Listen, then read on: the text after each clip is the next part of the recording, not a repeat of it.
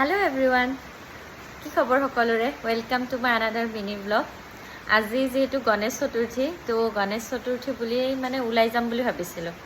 আমাৰ ওচৰতে এখন গণেশ পূজা পাতিছে তো তালৈকে ভাবিছিলোঁ ওলাই যাম আৰু সেৱা কৰি আহিম এনেকৈ ভাবিছিলোঁ। তাৰপিছত ওলাই যাম বুলি ভাবি থাকোঁতে এনেকৈ দিলে বৰষুণডাল ৰ'দ দি আছিলে বাৰু। এতিয়া একদম ধাৰাসাৰ বৰষুণ আপোনালোকক দেখুৱাইছোঁ ৰ'ব দেই। এয়া পুৰা একদম ডাঙৰ বৰষুণ দেখিছে নহয়। আমাৰ তাৰমানে এই চিৰিটো যে আছে এনেকৈ ওপৰৰ পৰা পানী আহি একদম পুৰা মানে এনেকৈ আমাৰ ইয়ালৈকে পৰেহি। এয়া এতিয়া পুৰা পানী, এয়া পুৰা পানী দেখিছে নহয় ভিতৰত গোটেই। ঘৰৰ ভিতৰত নোসোমাই বাৰু, বাৰাণ্ডাৰ এইখিনিতে উঠে। এয়া পুৰা ডাঙৰ বৰষুণ, এয়া বৰষুণো দিছে আৰু সূৰ্যটো আছে বাৰু দেই, ৰ'দো দি আছে ইয়াতে অলপ চলপ। ডাঙৰ বৰষুণ আৰু পুৰা দেখিছে নহয়।